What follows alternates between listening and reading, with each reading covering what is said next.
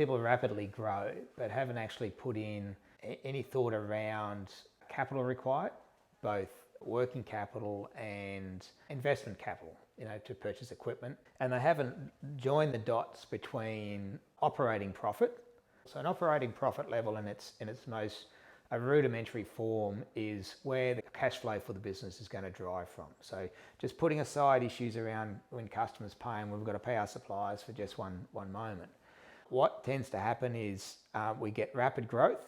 That operating profit level becomes under pressure because we're investing heavily in human resources and marketing and other expenses, but at the same time we're very heavily investing in working capital and equipment finance. The cash commitments around the working capital and the equipment finance at the same time as our operating profit levels are dropping off by growing rapidly creates cash flow squeeze.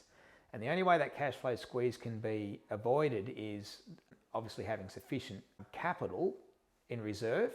And we know from our own research that 80% of all small businesses don't have sufficient capital to even get them through a short-term disruption.